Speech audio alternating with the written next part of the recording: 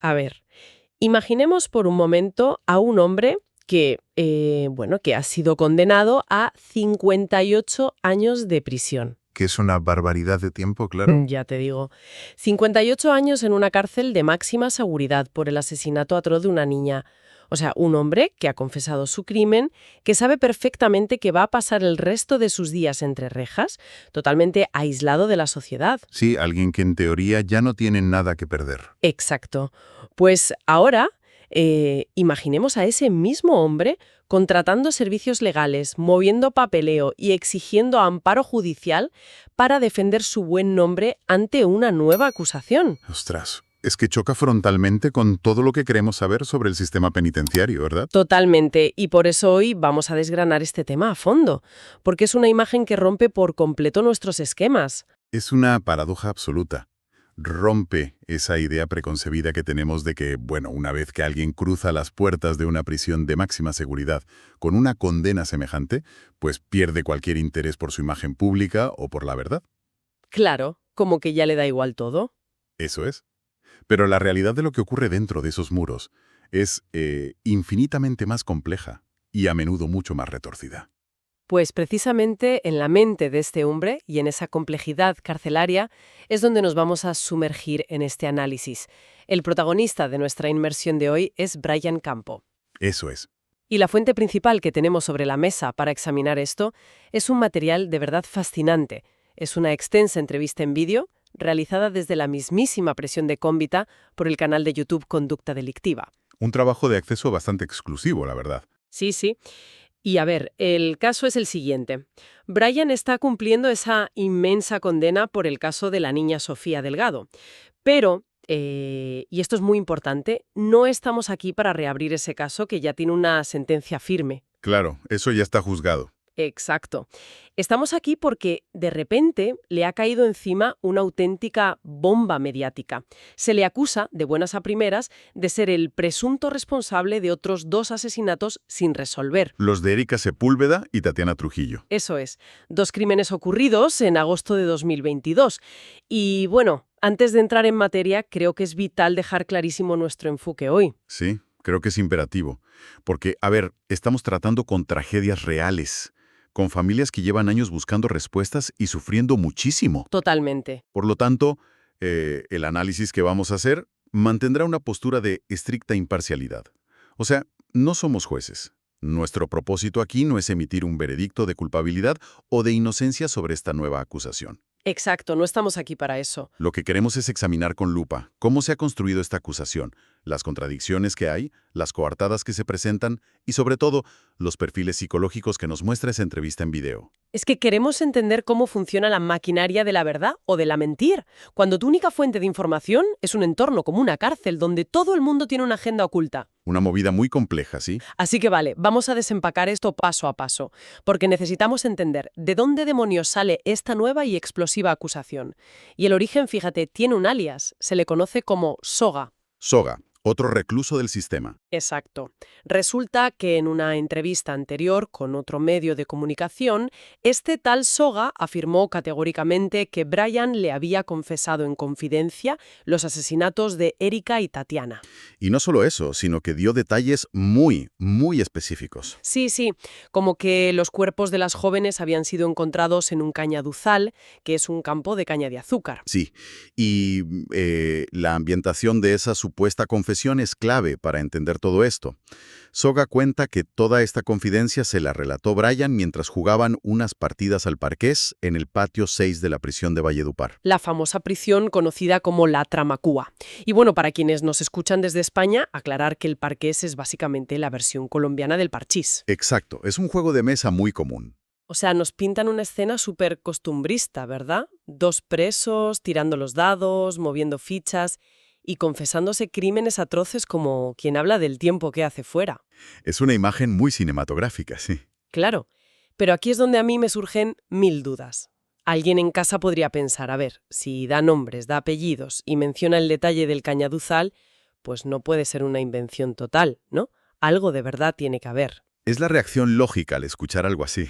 Pero yo creo que no podemos ver esto como si fuera un simple cotilleo de patio de vecinos. Para mí, el ecosistema de información en una cárcel se parece muchísimo más a un mercado negro en la dark web. Totalmente de acuerdo. La información es una moneda de cambio literal allí dentro. Es que lo fascinante aquí es cómo operan exactamente las dinámicas de un entorno como este famoso patio 6 de la Tramacúa. Y eso es precisamente lo que desmonta esa imagen costumbrista del parchís que comentabas. Claro, porque no es un patio normal. Exacto. Según relata el propio Brian en la entrevista, el patio 6 no es el típico patio de castigo estándar que vemos en las películas. Es lo que llaman un pabellón de tratamiento. ¿Y eso qué implica exactamente? Pues que tiene unas reglas internas muy estrictas, que están impuestas tanto por la dirección como por los propios internos. Las celdas están abiertas durante el día, ¿vale? Pero la regla de oro, la ley no escrita más importante de todas, es el respeto absoluto y la no intromisión.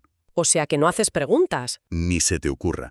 No te metes en el caso del vecino, no preguntas por qué está ahí, no indagas en su pasado. Digamos que es la antítesis de un lugar donde te pones a soltar confesiones íntimas de crímenes sin resolver a un completo desconocido mientras tiras los dados. Justamente. Y Brian explica que su rutina allí era hacer ejercicio o estar encerrado en su celda. Su círculo social era minúsculo. Súper reducido, claro. Afirma que solo jugaba al parqués con 3 personas muy concretas. Un interno llamado Leal, otro chico llamado Brian y un tal Orlando. Y sobre Soga, pues Brian es tajante en el vídeo. ¿Qué dice exactamente de él? Dice que era un interno bastante mayor, que además vivía en el pasillo contrario al suyo, y con el que literal jamás en la vida cruzó más de 2 palabras formales. O sea, 0 intimidad. Vale, pero lo que me vuela la cabeza de esta parte de la entrevista no es solo que niegue la amistad, sino el motivo oculto que Brian saca a la luz. Eso es interesantísimo, sí. Cuenta que, claro, cuando él llegó a la cárcel era el preso de moda, por así decirlo. Por la enorme cobertura mediática del caso de la niña Sofía. Exactamente. Llevaba todos los focos encima. Y en ese contexto, cuenta que Soga se le acerca con una propuesta de negocios pura y dura. Le dice, oye, tengo un contacto con un periodista en el exterior. Podemos venderle una entrevista tuya y sacar dinero. Y esa anécdota, fíjate, es el mecanismo perfecto para entender esa economía carcelaria que mencionabas antes con tu analogía de la dark web. Claro, es que cuadra perfectamente. En una prisión de altísima seguridad, los reclusos están privados de absolutamente todo. No tienen dinero, no tienen libertad, no tienen relevancia social. Pero un caso mediático es un activo financiero espectacular. Es dinero en el banco para ellos. Eso es, cuando O'Brien, siempre según su versión, rechaza la oferta porque dice que detesta las entrevistas y que no quiere saber nada de la fama ni de la prensa, pues Soga pierde su gran oportunidad de hacer negocio directamente con el protagonista. ¿Y qué hace entonces? Pues, ¿qué le queda? Fabricar el producto él mismo. O sea, un informante de prisión puede perfectamente recolectar retazos de información que escucha, no sé, en un noticiero de radio sobre el caso de las chicas en el Cañaduzal, unirlo a la cara conocida de Brian Campo y crear una narrativa. Una narrativa que luego vende. Exacto. Una historia que tiene un valor inmenso para ciertos periodistas o canales que buscan exclusivas morbosas o sensacionalistas. Pues aquí es donde se pone realmente interesante la cosa. Porque, a ver, ante una acusación tan bestia construida por Soga, uno esperaría que Brian simplemente se enfadara y se pusiera a gritar a la cámara que es todo mentira. No. Pero es la reacción emocional habitual, claro. Pero es que su defensa no es emocional. Es puramente burocrática y logística. Yo diría que es casi quirúrgica. Muy fría, sí. Utiliza el propio sistema penitenciario, que lo tiene encerrado, como su mejor escudo. Empieza a desmontar a Soga con un calendario en la mano, literal. Y es que si conectamos esto con el panorama general de la criminología, las discrepancias en el tiempo y el espacio son la forma más rápida y efectiva de fulminar un falso testimonio. Las fechas no mienten. Exacto. Y Brian ataca directamente 2 pilares de la historia de Soga que son, y esto es lo vital de este caso, empíricamente comprobables mediante registros. Vale, vamos con el primero de esos pilares porque es demoledor. Las fechas de la supuesta confesión. Sí, a ver qué cuenta de eso. Soga relata en su entrevista original que esa supuesta charla súper íntima jugando al parchís, donde Brian se derrumba y le confiesa los asesinatos, ocurre en el mes de junio. En junio, vale. Pero los registros del sistema penitenciario dicen otra cosa totalmente distinta. Claro. Brian explica en el vídeo que a él nunca lo dejaron en la Tramacúa en el mes de junio. Y tiene sentido, porque al ser un preso de tan altísimo perfil, que genera tanto odio social, por la naturaleza atroz de su crimen, pues los traslados no son normales. Son operativos muy delicados, ¿no? Son operaciones de altísimo riesgo, sí. Pueden generar motines violentos o incluso intentos de asesinato dentro del propio penal. Por eso a Brian lo trasladaron bajo cuerda, En secreto. de kilómetros de distancia. O sea, era físicamente imposible que estuvieran jugando a nada. Absolutamente imposible. Es que es un dato que, teóricamente, un periodista con un mínimo de rigor podría haber verificado con una simple llamada a instituciones penitenciarias. Una comprobación básica, sí. Pero bueno. Y el segundo pilar que Brian derriba es, si cabe, todavía más novelesco. Soga, supongo que para darse aires de credibilidad y de ser un buen tipo, había afirmado que él actuaba casi como un guía espiritual para Brian. Madre mía. Sí, sí, que le aconsejaba que confesara los crímenes de Erika y Tatiana para que, a cambio de su confesión, las autoridades liberaran a la esposa de Brian, una esposa que, según Soge, estaba pudriéndose en la cárcel por culpa de los crímenes de su marido. Claro, un arco narrativo precioso y súper dramático para una serie de televisión, ¿verdad? ¿Digno de Netflix? Pero que se estrella violentamente contra un muro burocrático de la vida real. Brian aclara en la entrevista, con una frialdad tremenda, que la madre de su hija jamás ha pisado una prisión como condenada o acusada formal. Nunca ha estado presa. Nunca. El único contacto que tuvo esa mujer con las autoridades fue una retención preventiva de un solo día, justo cuando arrestaron a Brian, y fue liberada al día siguiente sin un solo cargo en su contra. Vale, así que toda la premisa de Soga, ese discurso de «te aconsejo para que liberen a tu pobre mujer», está basada en una situación jurídica que sencillamente nunca existió. Es que es muy fuerte. Y fíjate en este detalle, porque Brian no se queda solo a la defensiva desmontando a las mentiras. Pasa al ataque, ofreciendo al canal de YouTube coartadas físicas reales para la fecha en la que ocurrieron los asesinatos, en agosto de 2022. Sí, las cámaras de seguridad. Exacto. Él invita abierta y públicamente a la Fiscalía a que vaya y requise todas las grabaciones de las cámaras de seguridad de la unidad residencial donde él vivía entonces en Jamundé, el poblado campestre. Y explica muy bien cómo funciona ese lugar. Sí, explica la mecánica. Es una urbanización cerrada. Dice que es materialmente imposible salir o entrar de allí, especialmente con un vehículo o en horarios extraños, sin quedar registrado en un disco duro. Es una coartada muy sólida si los vídeos todavía existen. Y finalmente llega al punto que yo mencionaba al principio del todo, y que a mí personalmente me parece alucinante. Su movimiento legal desde la cárcel. Ah, ¿te refieres a la acción de tutela? Exacto, la tutela. Para nuestra audiencia en España, aclarar que una tutela en el sistema judicial colombiano es el equivalente a nuestro recurso de amparo. Es una acción legal rápida, diseñada para proteger derechos fundamentales, que en este caso sería su derecho al buen nombre. Así es. Pues el tío ha demandado a alias Soga y al periodista que difundió el rumor por difamación. O sea, detengámonos un segundo a pensar en la logística de esto, por favor. Estela Marinera. Tienes a un hombre en una celda de máxima seguridad, con sus comunicaciones súper intervenidas, sus horas de patio contadas, que se las arregla para contactar a alguien en el exterior, redactar un documento legal complejo, firmarlo y presentarlo ante un juez civil para pelear por su reputación en un caso ajeno. Mientras él ya sabe perfectamente que nunca en su vida volverá a pisar la calle. Es que es increíble. Es una anomalía procesal fascinante, desde luego. Nos muestra que el instinto de supervivencia social, esa necesidad humana de que no te cuelguen una etiqueta que tú no consideras tuya, pues sobrevive incluso al encierro definitivo. Es una cuestión de ego, supongo. Seguro. Pero, y aquí es donde el terreno se vuelve muy resbaladizo. Por muy perfectas que sean sus coartadas logísticas o sus fechas, la sociedad tiene un problema fundamental al escucharle. Totalmente. Y es un problema gigantesco de credibilidad. Entonces, ¿qué significa todo esto realmente? Vale, nos ha demostrado que las fechas de Soga son completamente falsas y que tiene una coartada de calendario.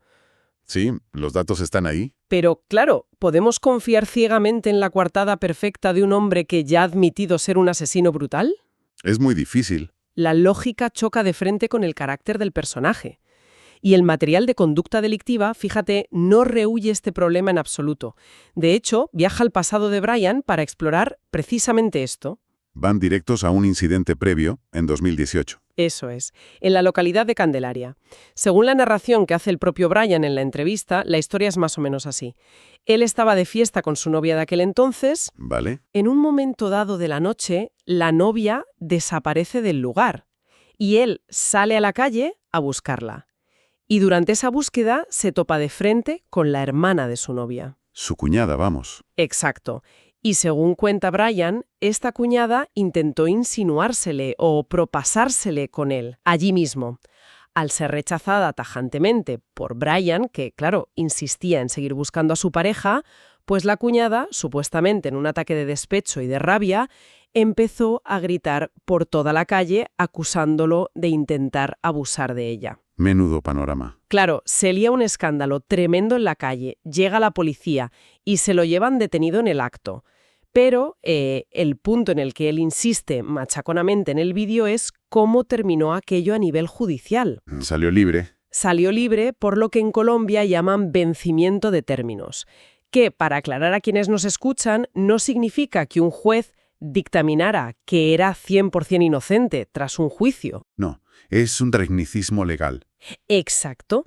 Significa que se agotó el tiempo máximo legal que el sistema penitenciario podía tenerlo en prisión preventiva sin iniciar un juicio formal. Vale. Sin embargo, Brian añade un detalle que es demoledor para entender su situación actual.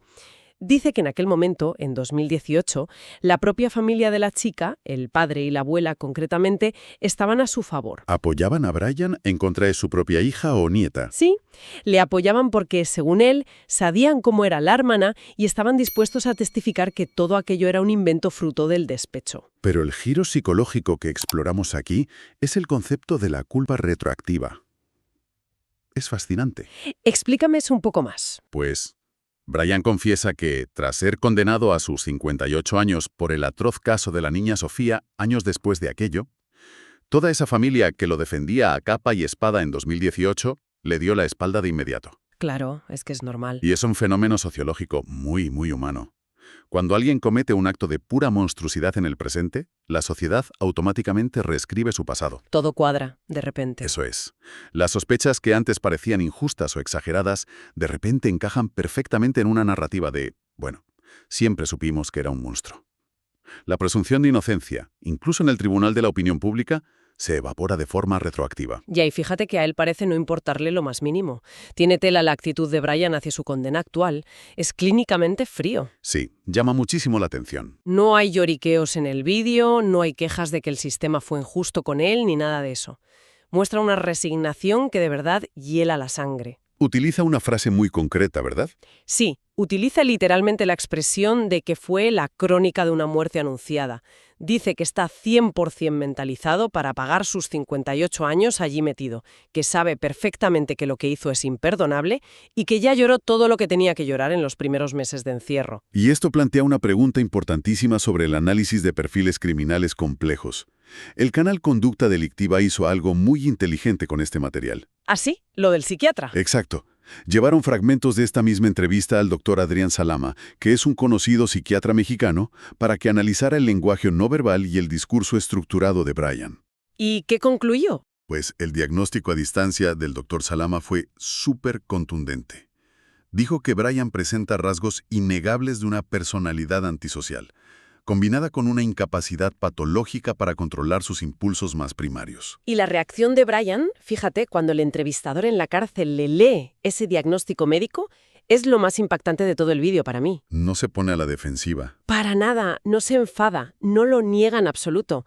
Lo asimila en segundos y dice, pues claro, si tuviera control de mis impulsos, no habría hecho lo que hice y no estaría hoy aquí sentado hablando contigo. Que es una autoconciencia brutal de su propia condición. Reconoce abiertamente la maquinaria rota dentro de su propia cabeza. Es escalofriante, la verdad. Y esa misma autoconciencia es la que alimenta una paradoja psicológica tremenda en su día a día dentro de Cómbita. Porque por un lado, tenemos este análisis clínico, su falta total de control, su frialdad ante los 58 años de condena. Sí. Pero por otro lado, detalla en la entrevista cómo asiste diariamente a cultos evangélicos dentro del penal. Que choca bastante, sí. Aclara que no es que se haya vuelto un fanático religioso de la noche a la mañana, pero que va allí a rogarle a Dios perdón, buscando algún tipo de asidero mental para poder soportar los días. Días que, en sus propias palabras, se le hacen eternos en el aislamiento. Claro, es que está solo. Es la disonancia cognitiva perfecta de un perfil antisocial buscando expiación donde puede. Muy específico en la entrevista, donde toda esa barrera clínica, procedimental y fría de la que hablamos se hace mil pedazos. Y es cuando le mencionan a su hija. Ahí cambia por completo. Sí. Cuenta que las llamadas telefónicas con su niña pequeña son lo único que lo destruye por completo por dentro.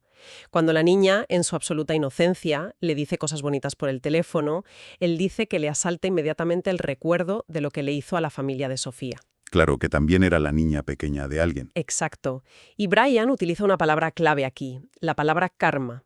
Siente que la vergüenza que pasará a su propia hija cuando crezca y descubra en Google quién es realmente su padre, y el dolor de él al no poder verla crecer, es el karma milimétrico y exacto por haber destruido la vida de otra familia. Es un abismo emocional muy oscuro y muy complejo.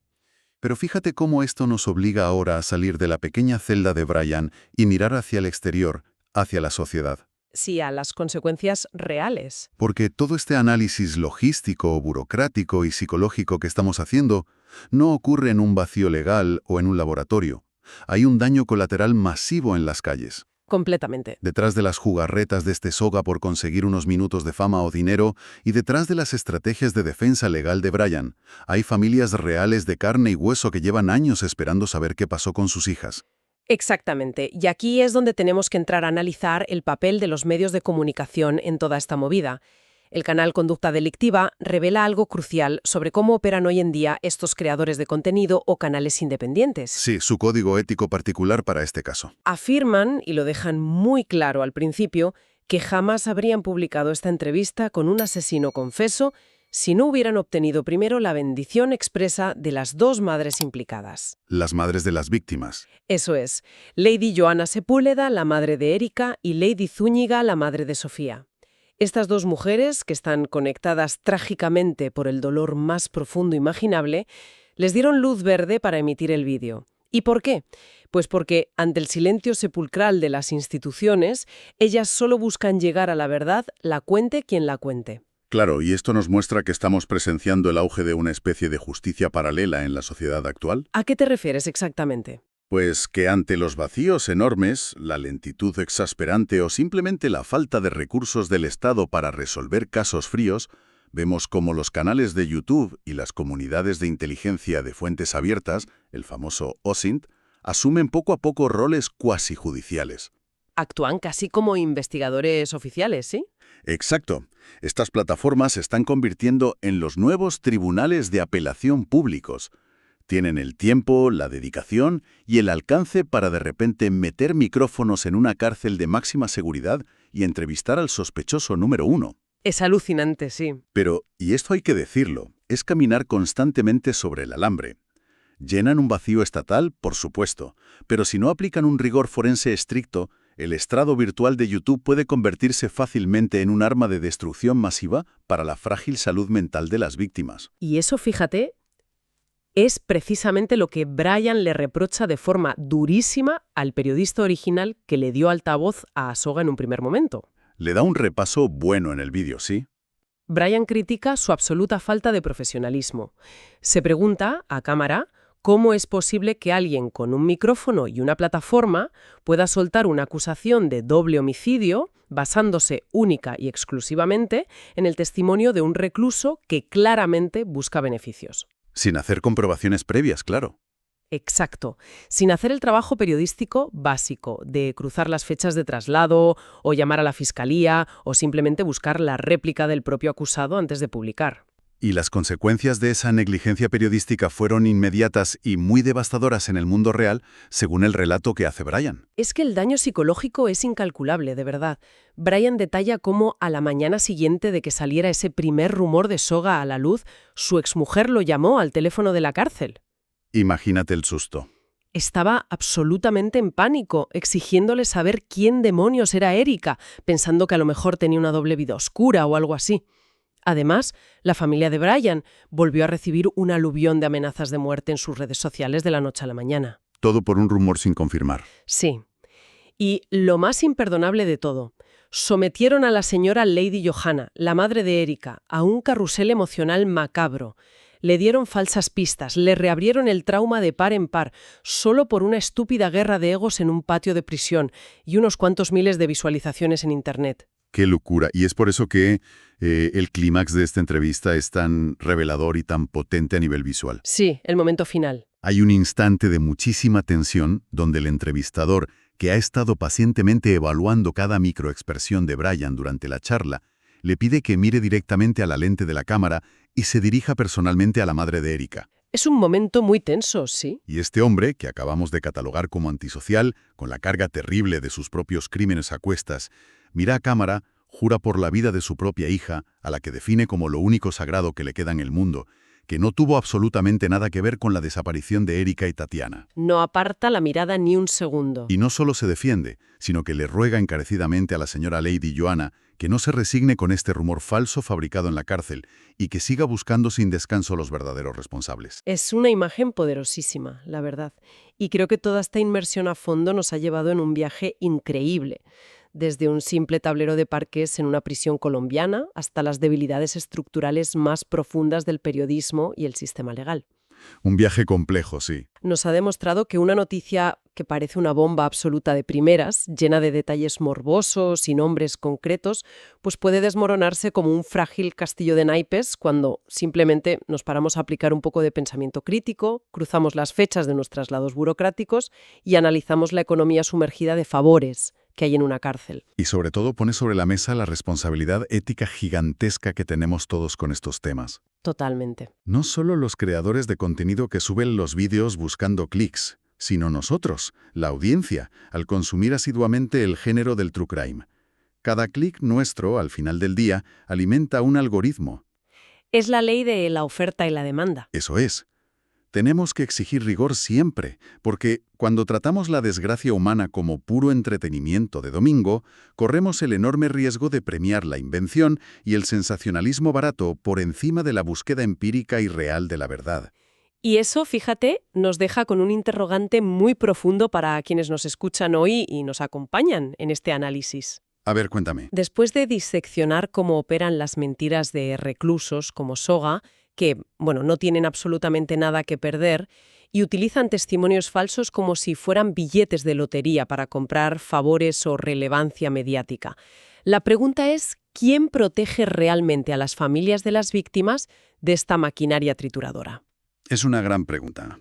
Cuando la justicia institucional se atasca irremediablemente y los tribunales mediáticos se alimentan de la pura desesperación de unos padres, corremos el riesgo gravísimo de convertir a esas familias en simples peones sacrificables. Peones en un juego de ajedrez muy macabro. Exacto. Quizás, si nos paramos a pensarlo, en nuestra enorme impaciencia social por encontrar culpables rápidos y respuestas inmediatas a horrores incomprensibles, estamos financiando, sin darnos cuenta, una muy próspera industria de falsas confesiones. Y es desde luego algo para reflexionar.